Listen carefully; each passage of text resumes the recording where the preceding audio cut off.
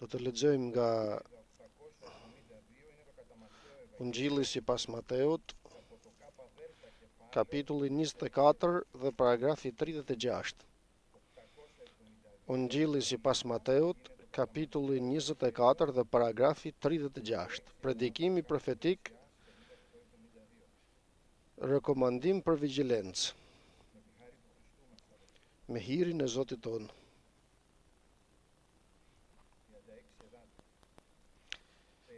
Tani sa për atë ditë dhe për atë orë, askush se di, as engjëjt e qiejvet, por vetëm Ati im. Është Mateu 24:36. Po ashtu si që në ditët e Noeut, kështu do të jetë edhe në ardhjen e Birit të Njeriut. Sepse ashtu si në ditët përpara përmbytjes, njerëzit hanin dhe pinin, martoheshin dhe martonin, derisa Noeu hyri në ark, dhe nuk kuptuan asgjë, derisa erdhi përmbytja dhe i fshiu të gjithë. Kështu do të ndodhë në ardhin e Birit të Njeriut. Atëherë dy të jenë në ar, një do të merret dhe tjetri do të lihet. Dy gra do të bluajnë në mulli, njëra do të merret dhe tjetra do të lihet.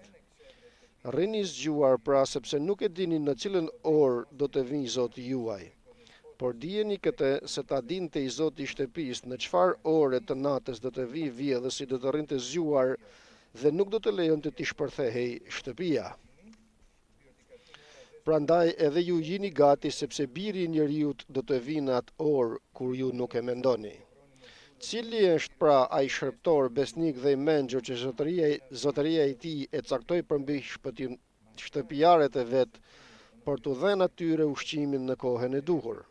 Luma i shërptor që kur të kthehet zotëria e tij e gjen duke bërë kështu. Në të vërtetë po ju them se ai do t'ja besojë administrimin e gjithë pasurisë së vet.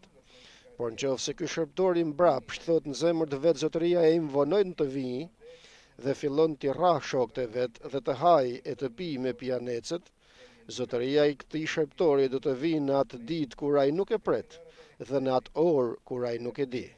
Do ta ndëshkoj rend dhe do t'i rezervoj fatin e hipokritëve. Atje do të jetë e qara dhe kërcëllimi i dhëmbëve. Kapitulli 25. Atëherë mbretëria e qiejve do të ngjajë 10 virgjëreshave, të cilat i morën llampat e tyre dhe i dolën përpara dhëndrit. Tani 5 nga ato ishin të mençura dhe 5 budallaqka. Budallaqkat kur morën llampat e tyre nuk morën me vete vajin, kurse të mençurat bashkë me llampat morën edhe vajin në enet e tyre. Tani duke qenë se dhëndri po vononte, dremitën të gjitha dhe i zuri gjumi. Aty nga mesnata u dëgjua një britme. Ja, po vjen dhëndri, i dilni para. Atëherë të gjitha ato virgjëreshat u zgjuan dhe përgatitën llampat e tyre, dhe budallaqkat u thanë të mençurave: na jepni nga vaji juaj, sepse llampat tona po na fikën. Por të mençurat duke u përgjigjur thanë: jo, sepse nuk do të mjaftonte as për ne e as për ju. Më mirë shkoni te tregtarët dhe blini. Tani kur ato shkuan ta blejnë, erdhi dhëndri. Virgjëreshat që ishin gati hynë bashkë me të në dasëm dhe dera u mbyll. Më pas erdhen edhe virgjëreshat e tjera duke thënë: Zot, Zot, hapna. Por ai duke u përgjigjur tha: në të vërtetë po ju them se nuk ju njoh. Rrini zgjuar pra, sepse nuk e dini as ditën as orën në të cilën do të vijë Biri i Njeriut. Mbretëria e qiejve t'i ngjan gjithashtu një njeriu që kur po nisej për një udhëtim i thirri shërptorët e tij dhe u besoi pasuritë e veta. Njëri t'i dha 5 talenta, tjetri 2 dhe një tjetri 1. Secilit sipas zotësisë së tij dhe u nis fill. Tani ai që kishte marrë të 5 talentat shkoi dhe bëri tregti me ta dhe fitoi 5 të tjera. Po ashtu edhe ai që kishte marrë 2 talenta fitoi edhe 2 të tjerë. Por kurse ai që kishte marrë 1 shkoi hapi një grop në dhe e fshehu denarin e Zotit të vet. Tani mbas një kohe të gjatë u kthye Zoti i atyre shërptorëve dhe i bëri llogarit me ta. Dhe ai që kishte marrë të 5 talentat doli përpara dhe i paraqiti 5 të tjerë, duke i thënë: Zot, ti më besove 5 talenta, ja, me ato unë fitova 5 talenta të tjerë. Dhe i Zoti i tha, të lumt shërptori i mirë dhe besnik, ti u tregove besnik në gjërat e vogla, unë do të të vëm mbi shumë gjëra, hyrë në gëzimin e Zotit tënd. Pastaj erdhi dhe ai që kishte marrë 2 talenta dhe tha, Zot, ti më besove 2 talenta, ja, me ato unë fitova 2 talenta të tjerë. Dhe Zoti i tij tha, të lumt shërptori i mirë dhe besnik, ti u tregove besnik në gjërat e vogla, unë do të vë mbi shumë gjëra, hyrë në gëzimin e Zotit tënd. Në fund erdhi edhe ai që kishte marrë vetëm 1 talent dhe tha, Zot, unë e dija se je njeri i ashpër, që kor atje ku nuk ke mbjell dhe vjell ku nuk ke shpërndar. Prandaj pata frikë dhe shkova dhe fsheha talentin tënd në tokë. Ja, unë po të ta kthej. I Zoti duke u përgjigjur i tha, shërptori mbrapsht dhe përtac, ti e dije se unë kor atje ku nuk kam mbjell, vjell aty ku nuk kam shpërndar. Ti duhet ta kishe besuar denarin tim bankierëve dhe kështu në kthimin tim do ta kisha marrë me interes.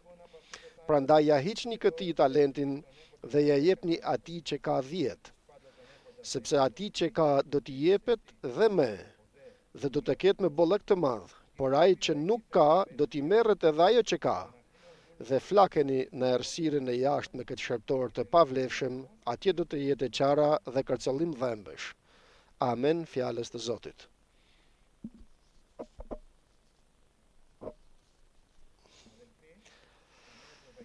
Vëllezër dhe motra, të rejat e Ungjillit janë të mira, të rejat e Krishtit janë të mira.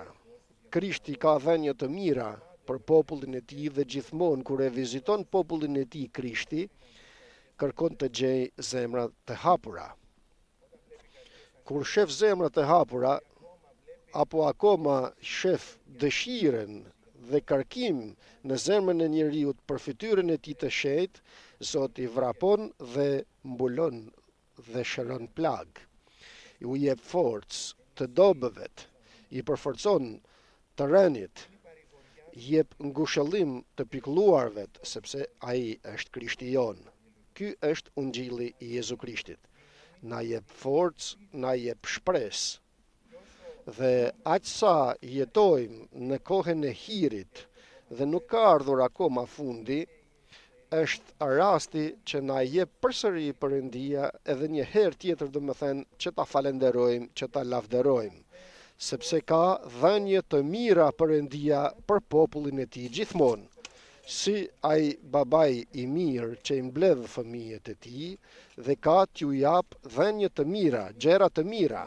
Dhe nëse ne, prindërit, toksor këtu, u japim gjëra të mira fëmijëve tonë, le që jemi dhe dinak dhe të dobet shpeshherë që të mos mundemi të japim ato që do të donim t'u japim dhe t'u afronim fëmijëve, çfarë thoni vallë, se Ati jon qiellor nuk ka të na jap. Ka të na jap. Për këtë arsye mos e humb shpresën tënde, mos humb guximin tënd. Krishti është i gjallë dhe është gati të të bekojë dhe të na bekojë të gjithëve, sepse janë të reja e mira, janë të rejat e Ungjillit janë të mira. Flet Jezu Krishti në këtë pjesë të njohur për rrëmbimin e kishës. Dhe thot, tani për atë ditë dhe për atë orë askush se di. Është bërë përpara një pyetje nga dishepujt tek Jezusi duke i thënë, Zot, kur do të vijë mbretëria e qiejvet? Kur do të vendosesh mbretërinë tënde këtu në tokë? Kur do të vijë pra fundi i botës më mirë?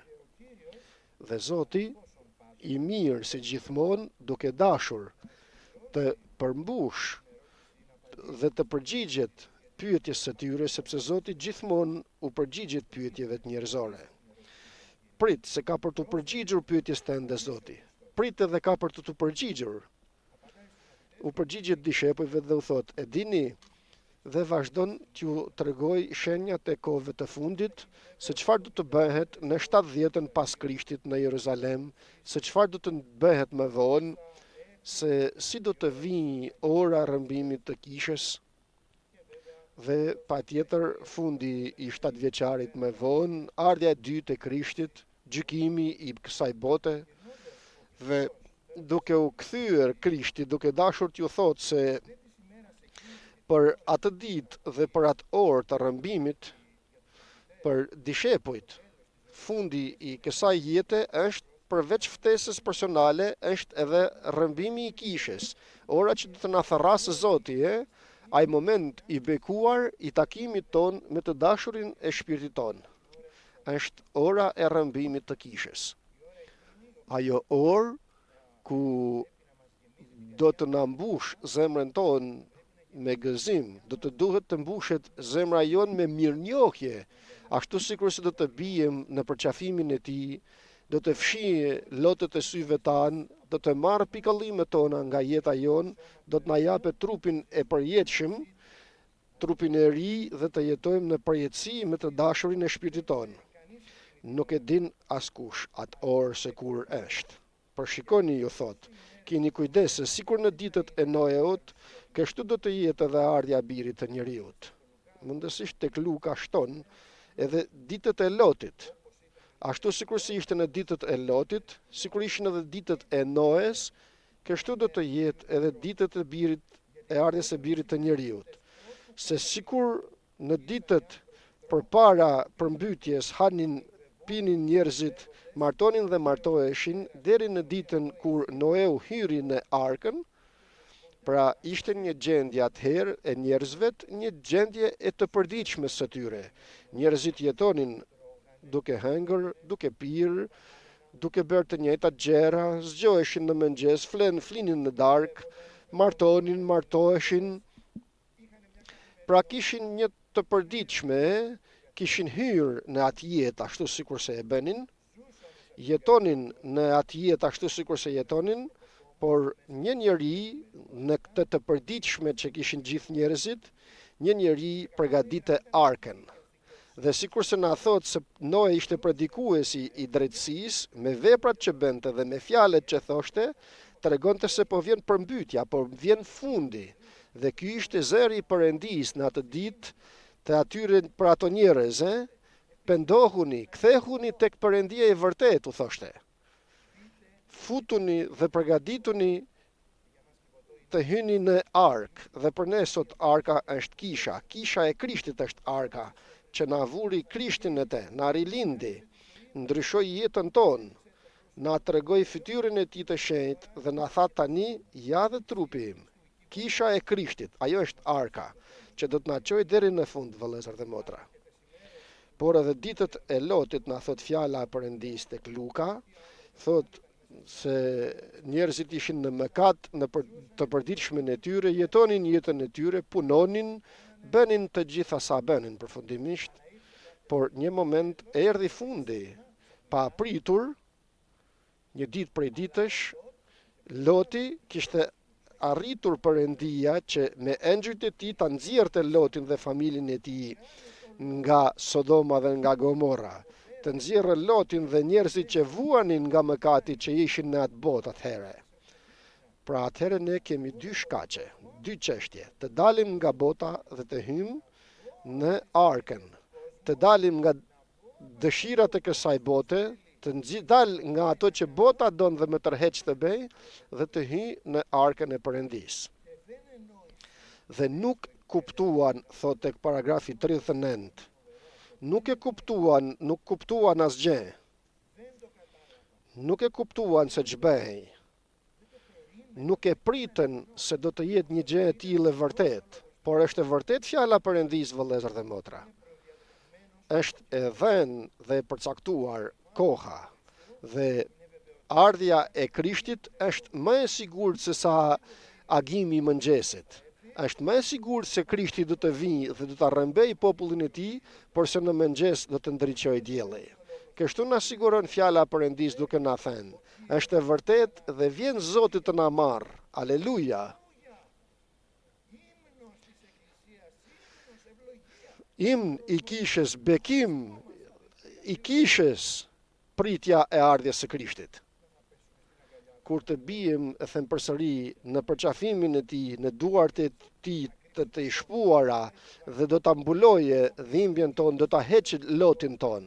Këtë pret kisha, këtë presim dhe ne, dhe fryma e shenjtë dhe nusja thot eja Zot.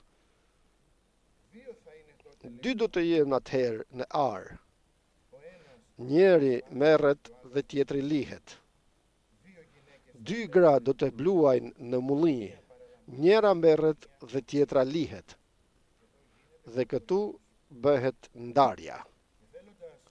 Dhe duke dashur Krishti të na tregoj për atë orë, thot tek 42-shi, rrini zgjuar, dishepujve t'ja thot këtë, dishepujt të cilët pyetin se kur do të vinë fundi o Zot. Duke mbaruar Krishti ju tha, rrini zgjuar pra, sepse nuk e dini në cilën orë do të vinë Zoti juaj. Kur do të vinë Zoti juaj? Është Zoti yt Krishti. Aleluja. Por nuk e dim se kur do të vinë. Atë orë nuk e dim, nuk na ka thënë, ashtu sikur se dhe tha pak më përpara, askush nuk e njeh orën. Por duke parë fikun, mësoni prej fikut se kur degët e tij njomzohen dhe qelin gjethet, ta dini se është afër vera. Pra duke parë shenjat e ditëve të fundit që të përmbushin në jetën tuaj, ta dini duke folur ne, vëllezër dhe motra, në brezin e fundit, se është afër, pranë derës është. Rrini zgjuar, sepse nuk e dini në cilën orë do të vijë. Dhe thot tek 44, për këtë edhe ju jeni gati. Jini gati sepse të rish zgjuar e krahason me përgatitjen. Kur thot fjala Perëndis rrini zgjuar, do të thot të jem gati, të jemi gati. Tek Luka dua të shohim një paragraf të bukur në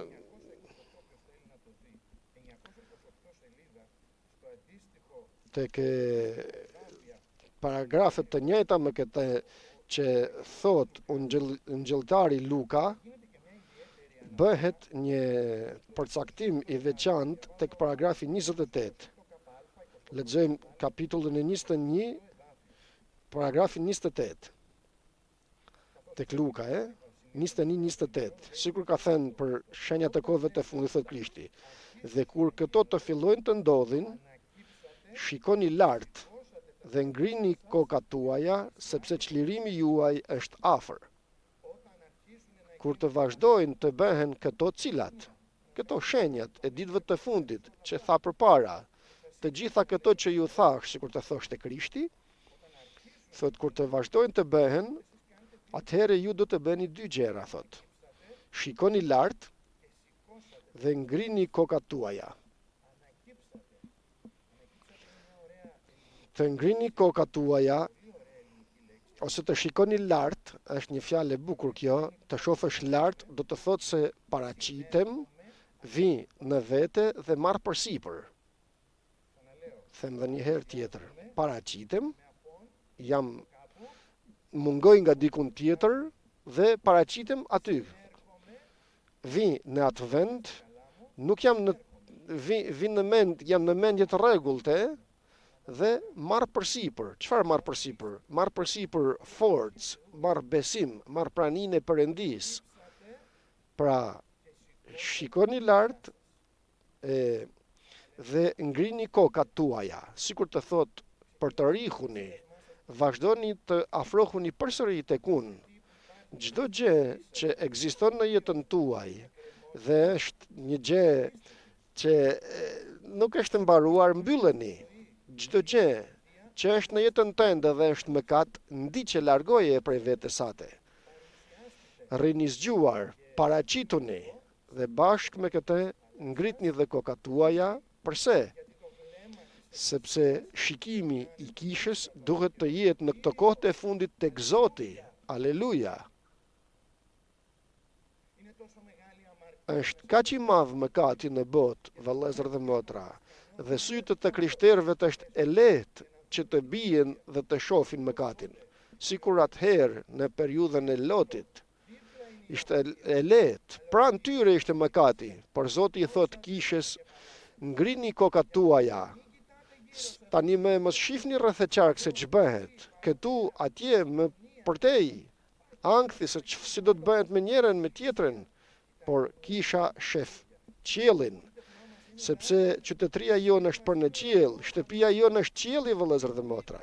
Atje shohim, atje shtëpia, tek ajo shtëpi do të shohim. Nëse bëhet sot rrëmbimi i kishës dhe ikim, do t'i lëm të gjitha mbrapa. Mbrapa, problemet, punët, shtëpit, të gjitha do t'i lëm mbrapa. Dhe do të shkojmë tek ajo që na ka përgatitur Krishti, të tonat që ka përgatitur. Le të paraqitemi pra, të shohim lart dhe të ngrejmë kokat tona. Kthehem tek Mateu aty ku lexuam përpara dhe dua të shohim diçka. Se në përgatitjen që Perëndia, që Krishti na thot, e them përsëri, rini zgjuar do të thot përgatituni.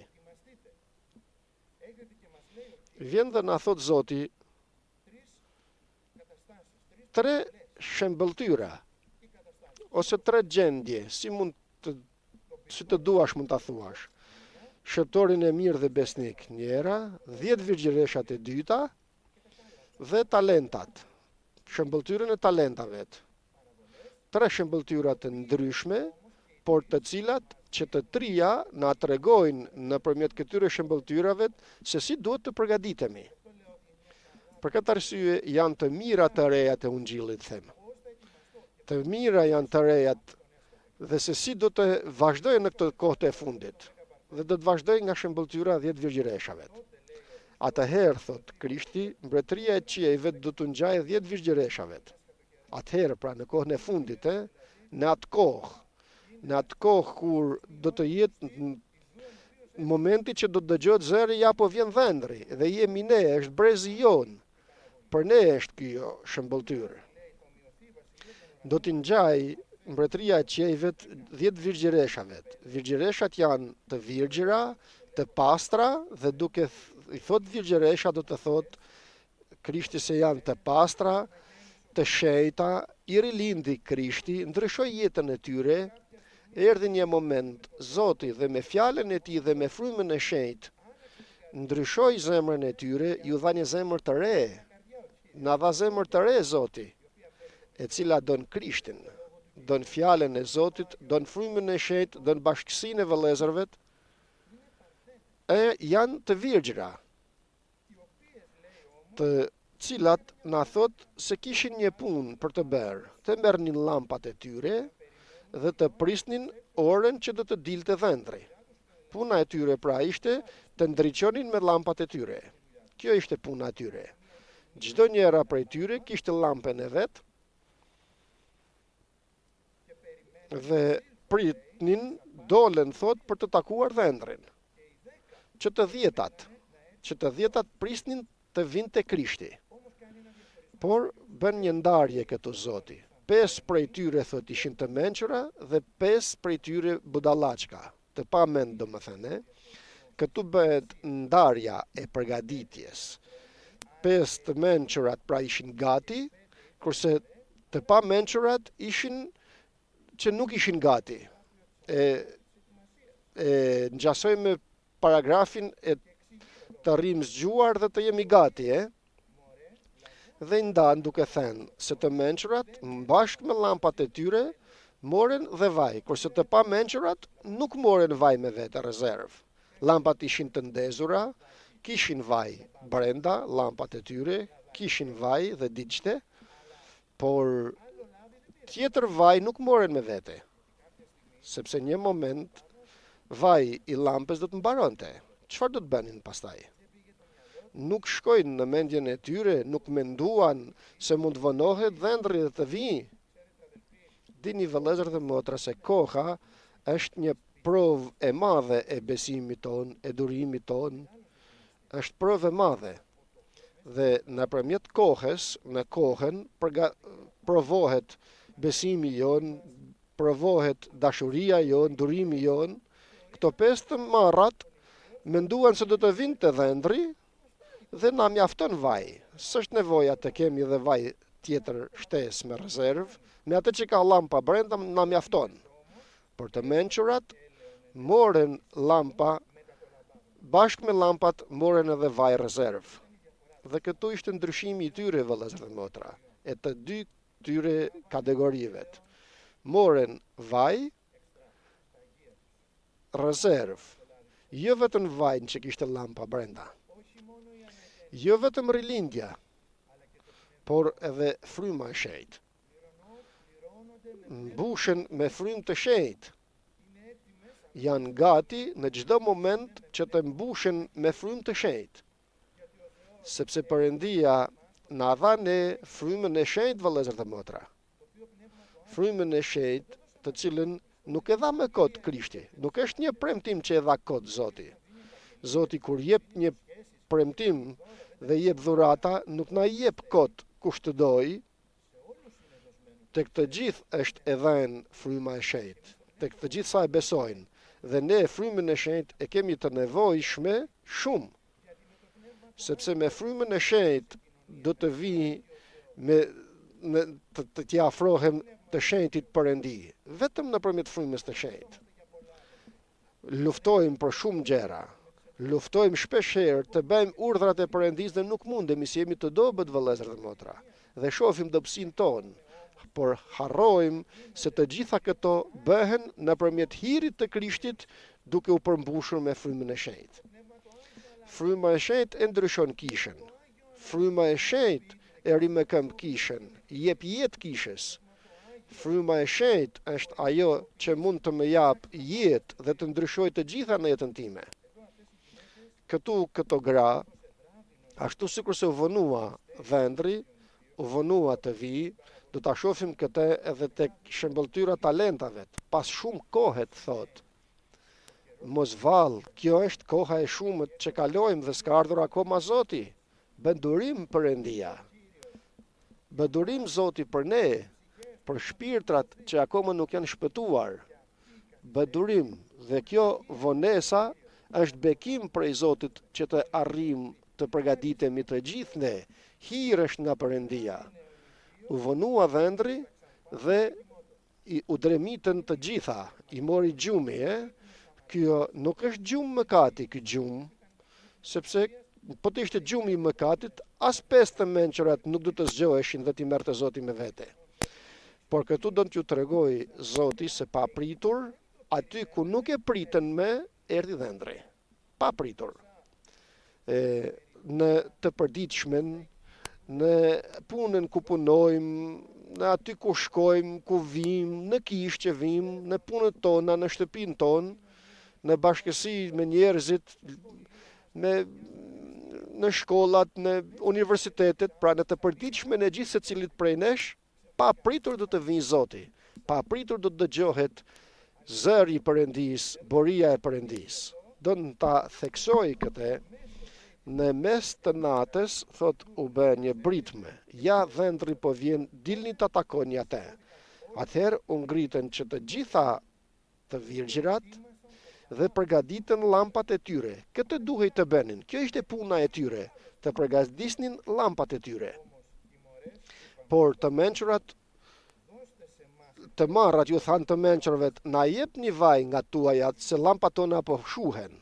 Sa keq, vëllezër dhe motra. Shuheshin llampat e tyre në momentin më të keq, në momentin ku po vinte dhëndri, domethënë që duhej të ishin të ndezura. Nuk ishin interesuar, nuk ishin dhënë kujdesin e duhur, pra nuk ishin përgatitur. Çfarë?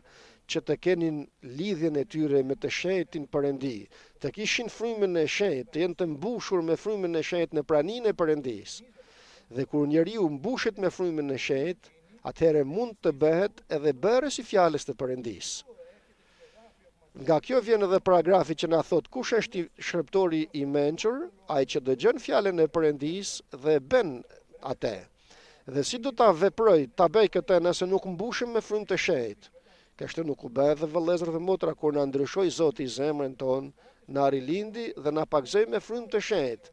Por edhe tani kur të mbushemi me frymë të shenjtë, kemi bashkësi me Perëndin. Kur ke bashkësi me Perëndin, atëherë nuk e don mëkatin. Mund t'i thuash jo mëkatit. Mund të kesh bashkësi me të shenjtin Perëndi. Na shejtëron Zoti, vëllezër dhe motra. Është shejtëruesi jon fryma e shenjtë. Fryma e shenjtë do të na japë edhe forcën në atë moment. Këto 5 të marrat virgjëreshat nuk e kishin këtë mundësi. Dhe në atë moment vrapuan të arrin, por nuk mundem ju thanë të menqërat t'ju japim sepse nuk në mjafton as ne. Më mirë shkoni dhe blini tek tregtaret. Pra duhet të blejnë, por nuk arrin tani më, është shumë vonë. Është shumë vonë për ta. Dhe çfarë duhet të blejnë? Duhet të shkojnë të blejnë, që të blejnë duhet të shesin përpara. Dhe çfarë shesim? Shesim egon ton, shesim vullnetin ton, shesim ato që nuk na pëlqen në këtë botë, që na pëlqen në kjo botë dhe nuk i don Perëndia. A ju kujtohet ai njeri që gjeti një thesar në një vend tek një tokë atje dhe tha se këtë tokë duhet ta blej patjetër sepse ka një thesar të fshehur në të. Dhe thesari është Krishti, është mbretëria e qiejvet. Duhet ta blej këtë thesar. Duhet vëllezër dhe motra që të kemi këtë thesar në zemrat tona, Jezu Krishtin, Zotin ton. Dhe si do ta marr këtë thesar? Duhet t'i shes të gjitha, t'i jap të gjitha që të blej këtë tokë. T'i japim të gjitha për të bler atë tokë që brenda ka në të Krishtin. Dhe kemi thënë përsëri, kush është kjo tokë? Është mësimi i apostujve, është kisha që mblidhemi në te, janë lutjet e vëllezërvet dhe lutja në dhomzën tonë, është bashkësia e shenjtë me njëri tjetrin çdo të diel dhe në të përditshmet kur mblidhemi apo kur jemi në shtëpitë tona, është marrja trupit dhe gjakut të Krishtit. Pra t'i japim të gjitha vëllezër dhe motra, sikur dikur i dham, të kthehemi përsëri në atë dashuri. Perëndia të na jap këtë dëmshuri dhe këtë kërkim në zemrën tonë që të kemi bashkësi me të shenjtin Perëndi. Dhe kur të mbushet ena jote me vaj, në atë moment kur dëgjohet boria e Perëndis, ndërsa lampa do të dridhet për të fikur, ti do t'i hedhësh vaj sepse do të kesh tepric. Do të kesh në depozitën tënde që është zemra jote të kesh teprica ose rezerva. Dhe si, kur ajo që del nga goja jon, ajo që bëjmë me duart tona, ajo që ecim, çfarë themi, çfarë dëgjojmë, dhe fill çfarë del në vend nga goja jon, aty e kuptojmë se çfarë kemi brenda nesh. Kur të shohim se nuk dalen gjëra të mira në momentin e papritur nga goja jon, të vrapoj, të shes të mijat dhe të blej gjërat frymërore të përjetshmet. Kategoria e parë është përgatitja jon pra me të shenjtin Perëndi nëpërmjet frymës të shenjtë. E dyta është ai shërptori i mirë dhe besnik ose shërptori i keq dhe përtac në marrëdhënien e tyre me njerëzit që kanë pranë. Thot, kush është ai shërptori i mirë dhe besnik të cilin Zoti i tij dhe këtu ky shërptor ka një Zot. Zoti i tij e vuri mbi të menaxhoj pasurinë e tij dhe t'u japë ushqim shërptorëve e tij në kohën e duhur. Jam një shërptor dhe jemi shërptor të gjithë. Ashtu sikur se thot Zoti se në ditët e fundit unë do të jap frymën time të shenjtë ku? Tek kush? Mbi shërptorët dhe shërptoret e mia. Këto janë shërptoret e ditëve të fundit në periudhën e hirit. Në mënyrë që çfarë të bëjnë? Të profetizojnë. Çfarë të profetizojnë? Të profetizojnë se Krishti po vjen. Përgatituni. Kjo është profecia e ditëve të fundit, sepse është afër mbretëria e qiejvet. Përgatituni. Pra gjithsecili nga ne ka një punë, ashtu sikur se thot këtu fjala e Perëndis, na vuri Zoti jon mbi shërptorët e vet. Shërptorët e Zotit, pra janë disa shërptorë të cilët ne duhet t'u japim ushqim në kohën e duhur. Kush janë ato shërptorë? Janë rreth e qark nesh, është familja jon përpara së gjithëve, të afërmit ton, fëmijët ton, prindrit, burrat, gratë, ambienti i afërmit i joni, mund të jenë njerëz për shembull ku punojmë, apo akoma ato që studiojnë, mund të jenë komshitë tonë, janë që të jesh shërptori i tyre dhe t'u japim një ushqim dhe mundësisht në kohën e duhur. Kohën e duhur e din Zoti se kur do ta japim këtë ushqim. Ne duhet që nga ky ushqim ta kemi gati, ta kemi të përgatitur dhe të jemi gati ta japim atë ushqim. Lum ai shërptor që kur të vinë Zoti i tij, atëherë pra ka orë që do të vinë Zoti. Do ta gjej atë shërptor të bëj ato gjëra, të jap ushqimin. Cilin ushqim? Atë që don Zoti. Në të vërtetë ju them se ai do ta vendos atë mbi gjithë pasuritë e veta. Ja premtimi i Zotit, kur të japësh ushqim tek bashkëshërptorët e tu, ta dish se Zoti do të vënë mbi gjithë pasurinë e tij. Por është edhe shërptori i keq, ku ndërsa Zoti pret nga ai shërptori i keq të jap ushqim tek shërptorët, Zoti bëri 3 gjëra, vëllezër dhe motra. E them përsëri në marrëdhënien me vëllezërit. Vonon të vijë Zoti im.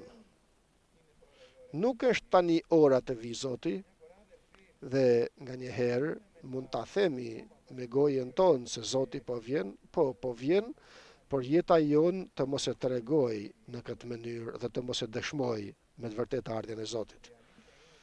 Dhe vërteta është se Zoti shef zemrën tonë dhe jo gojen. Çfarë thot zemra jon? Vonon të vijë Zoti im. Kur të vijë, do të shohim. Vazhdon të rraf shërptorët e vet, bashkëshërptorët e, nuk fal. Nuk shuan borxhet, ndërsa Zoti jon i shuajti kaq borxhe, ai nuk fal një mëkat, një gabim të një vëllai, shef vëllain dhe ndryshon udhën. Ndjehet me vëllain, me njërin apo me tjetrin keq dhe nuk don t'ju afrohet. Ka brenda në zemrën e vet probleme me vëllezërit dhe nuk i don. Një vëlla të ketë kështu, në vend që ai njeri të vrapoj dhe të shkoj tek doktori, që është Jezu Krishti, që t'ja mbuloje plaget nëse janë hapur plag, ta mbushe me mëshirë, sikur se tham përpara, për enën e vajt, që të marrë zjarr, të ndriçojë në mënyrë që të ketë rezerva, që të mundet t'u jap edhe atij vëllait të cilën e ka antipati për te, për një farë arsyet, vazhdon të rraf, të godas, majtas dhe djatha. Dhe kur themi të rraf tjetrin, e kuptojmë. Shpesh herë fjalët tona janë shumë më të ashpra se sa dikush të godas dikënd. Gjuha është shumë e fortë. Vazhdon pra të rraf bashkëshërptorët e vet, të hajë dhe të pi me pianecet. Pra bashkësia e tij nuk bën bashkësi me vëllezërit dhe me motrat, nuk don të ketë bashkësi të shenjtë me vëllezërit, por don të ketë bashkësi me ato që dehen, që të hajë dhe të pi, ndërsa me bashkësinë e shenjtë të vëllezërve të hanë dhe pinë fjalën e Perëndis dhe hanë dhe pinë frymën e shenjtë, ndërsa ai don të shkojë me pianecet dhe të hajë të pi me njerëzit e botës, apo akoma me të ashtu quajturit vëllezër, por që duan botën, ndërsa të interesohet të jap ushqimin që Zoti i ka dhënë. Dhe kjo është marrëdhënia jonë me vëllezërit, vëllezër dhe motra. Dhe ftohemi në këtë vazhdim të ri që Zoti bën në jetën tonë personalisht dhe na premtoi nëpërmjet frymës të shenjtë, të gjitha pengesat që janë në jetën tonë me vëllezërit tonë duhet që t'i ndreqim. Ju lutemi në emër të Jezu Krishtit të gjithëve. Nëse shef një vëlla, një apo më tepër, ku marrëdhënia jote nuk është e mirë me te, nuk du të thoja vrapot tek vëllai së pari, por përpara vrapot tek Krishti, të mbush me dëmshuri për vëllain. Lutu për atë vëlla apo për atë motër që ti nuk e don, që të jap Zoti dëmshurinë e atij samaritanit të mirë, që të mundesh të vraposh pastaj tek vëllai yt dhe të ndreqesh gjendjen. Akoma dhe në qoftë se nuk je ti fajtori për këtë, por për këtë distancë që është krijuar në mes jush, edhe pse nuk ke fajti, vrapo që ti ta bashkosh, të bësh një urë lidhëse me te. Është pjesë e përgatitjes tonë kjo, vëllezër dhe motra, të përgatitemi. Marrëdhënia jonë me vëllezërit është një përgatitje që të takojmë Zotin.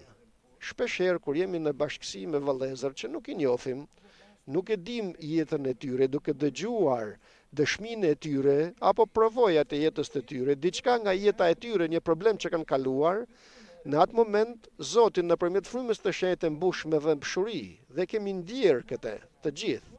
Dhe e duam pastaj tjetrin dhe ndjehemi se edhe ne e kalojmë atë që ka kaluar vëllai jon. Kjo është puna që bën fryma e shenjtë në ne. Dhe në atë moment bashkohemi me vëllain. Jemi larg, nuk nifeshim dhe themi kur do ta shohim këtë vëlla të ham përsëri të rrim bashkë në një vend. Zoti don të pastrojmë marrëdhëniet tona me njëri tjetrin. Marrëdhëniet tona familjare, marrëdhëniet tona me kishën nëse kemi probleme, apo çfarë do lloj problemi që mund të kemi dhe sa të jetë e mundur bëni paqe me njëri tjetrin, thot Zoti. Ky është shërptori i mirë dhe besnik. Shërptori i mirë dhe besnik, kurse tjetri që i lën gjërat pa i ndrequr e quan Zoti shërptor të keq, do ta ndaj atë dhe pjesën e tij do ta vej me të pabesët, domethënë me hipokritët ato që nuk e duan Perëndin, dhe aty do të jetë e qarja dhe kërcëllimi i dhëmbëve. Kështu thot fjala e Zotit. Dhe sikurse frika e shenjtë e Perëndis duhet të hyjë në zemrat tona se si të sillemi dhe si të ecim në marrëdhënien tonë me njerëzit. Në shëmbëltyrën e talentave vjen Perëndia të na tregojë se na ka dhënë dhunti fizike dhe frymërore. Ato që na ka dhënë dhe na dhuroi Perëndia, talentat domethënë, nuk na i dha as që të lodhemi dhe as që të mburremi me ta. Dhe as të themi, shikoni sa dhunti të bukura kam unë, apo kemi ne. Jo, mos ndodh kjo në ne. Kur do që të vijë dikush dhe të thot një gjë të mirë, dhe na thot një gjë të mirë, për çfarë do gjejet, ne vëllezër dhe motra do të ulim kryet ton, zemrën ton, për çdo të mirë që të kemi, për i Zotit është. Çdo të mirë që kemi, Zoti na e ka dhënë. Të kemi kujdes në zemrat tona, se mos vazhdojmë dhe themi njërin, tjetrin, kisha jon, familja jon, dhuntit që na janë dhënë, të gjitha të Zotit janë, të gjitha janë të Krishtit. Dhe duhet ai dhe vetëm ai të marrë lavdin. Ju kujtohet se kush njeri thoshte se u pasurova, unë u pasurova, ai njeri i Laudikes. Angjëlli kishës së Laudices tha, unë jam pasuruar, jam i pasur më falni. Dhe u pasurova, do më thënë unë e bera që u pasurova. O Zoti të na ruaje, mburrja jon është vetëm Krishti. Krishti është mburrja jon. Atë lartësojmë në kishë dhe në jetë. Atë lavderojmë. Por tani Zoti jep dhuntit. Këtu lexuam se jep talente. Mundësisht Pietri thot, gjithë secili sipas dhuntisë që ka marrë, pra diçka na ka dhënë Zoti. Të gjithë kemi dhuntit tona, pa përjashtuar askënd. Të gjithë që jemi në trupin e Krishtit kemi dhuntit që na ka dhënë Zoti. Gjithë secili pra sipas dhuntisë që ka marrë, shërbeni në këtë mënyrë njëri tjetrit. Atë që të dha pra Krishti, sipas dhuntisë sate, jo për diçka tjetër që s'të ka dhënë Perëndia, me atë të shërbesh të tjerët, të shërbesh vëllezërvet. Çfarë të ka dhënë? Ngushëllim? Ngushëllo vëllezërit e tu. Çfarë të ka dhënë? Gëzim? Shko tu japësh gëzim vëllezërve tu. Çfarë të dha Zoti? Fjalë të Perëndisë të thuash. Shko të flasësh fjalët e Perëndisë. Çfarë të ka dhënë? Shërbes që të fshish, të pastrosh, të punosh në kuzhinë, të ndreqësh bankat këtu, të ndreqësh jastekët. Çfarë të ka dhënë Zoti? Të lash jashtë borret apo kopshtin? Çfarë do që të ka dhënë Perëndia? të mundesh të hapësh shtëpinë tënde, të presësh vëllezërit dhe motrat e tu. Thonim dje në rinin, është njeriu i lirë dhe pa pritur i jep shtëpi Zoti, i jep familje. Këtë familje tani është një talent që i ka dhënë Zoti, është një shtëpi që i ka dhuruar. Përpara nuk mund të hapte shtëpinë e tij, nuk ishte e lehtë, si ishte e tij shtëpia, mbase prindrit e tij kishin shtëpinë së bashku dhe nuk mund mblidhnin. Por tani do ta përdore shtëpinë që i dha Zoti që të futen vëllezërit dhe të ftoj njerëzit. S'është nevoja të bëre shumë, pak gjëra dhe të thjeshta, por të vijë Krishti, të vijë Zoti, të lavdërohet Perëndia, të gjen prehje të shenjtët në shtëpinë e tij. Çfarë të ka dhënë Zoti?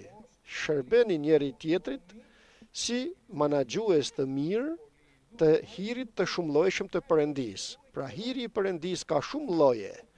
Si menaxhues tani më që je, sikur ky njeri, njerëz të cilët dhanë talentat, menaxhoje atë që ke, sipas mundësisë së gjithë secilit i dha Zoti talentat. Nuk ka për të dhënë diçka Zoti që është për te fuqi sate, por sipas asaj që ti ke mundësi të bësh. Nëse nuk e din se ç'është ajo, pyet dhe kërkoje Zotit, thuaj, ç'është kjo që më ke dhënë Zot? Dhe le ta shohim edhe nga Ungjilli, vëllezër dhe motra, sepse është e thjeshtë. Atë që mund të bësh në kish, atë të ka dhënë Zoti dhe mundesh ta bësh. Atë bëj. Atë që të ka dhënë, je i ri, vrapo. Je i madh në moshë, një farë moshe dhe nuk mund të vraposh. Lutu. Ke gjunjë për të lutur. Pra të gjitha ato që mund të bëjmë, atë të ka dhënë Zoti të bësh. Mos shef se çfarë i dha tjetrit. Lere, tjetri ka punën e vet. Ai është për tjetër gjë. Ma ka më tepër talenta tjetri. Nuk ka rëndësi.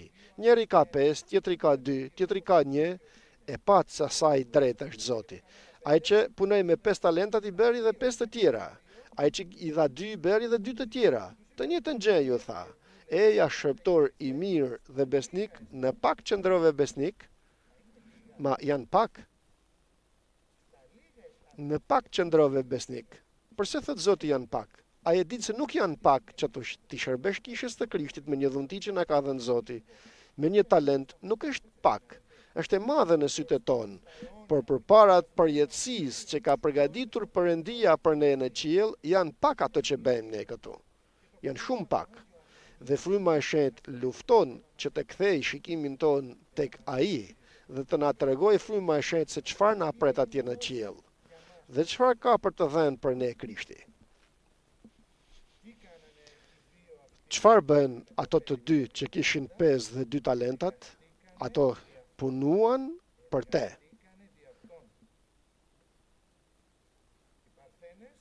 Të virgjërat, çfarë bën të mençurat? Morën vaj rezerv në enët e tyre, pra u interesuan që të kishin rezerv, ato u interesuan, të tjerat nuk u interesuan. Shërptori i mirë, çfarë bëri? Ishte gati të jepte ushqimin në kohën e duhur, duhet të jepte ushqim, çfarë ushqimi t'jap? Dhe këtu shërptorët ishin gati të shërbejnë, pra gjithë secili duhet të bënte një veprim, të shkoj në një drejtim të caktuar, dhe ky është vendimi i gjithë secilit prej nesh dhe përpara Perëndisë marrim për ditë. Dhe sipas vendimit që marr dhe se si eci dhe sillem, vjen Perëndia të më ndihmojë. Vjen Zoti për pas kohet, kërkon llogarinë nga të gjitha ato dhe duke parë fryt dhenjen e tyre që kishin, çfarë bën ato? Punuan, ma ai solli 5 të tjera. Ato i sollën, ai i solli, por e dim se i bën nëpërmjet frymës të shenjtë dhe me ndihmën e Perëndisë, sepse ja afruan Zotit, sepse than atë me dha Zotit do të veproj për te, nuk do ta lë. Do të vrapoj, ma do në mund që të punosh.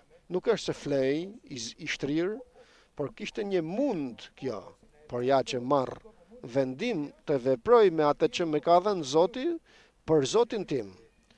Dhe Zoti vjen dhe ju jep shpërblim, se nuk është i pa drejt Perëndia të harroj mundin që ke bërë, sepse shërbeve dhe ju shërben të shetërve, të mos e harro. Për atë mos bëjmë brapa në veprën e Perëndis. Përparo në veprën e Perëndis dhe mos ndalo. Dhe nëse shef se Zoti të jep edhe tjetër talent, përparo, jep fryt në Krishtin për lavdinë e tij.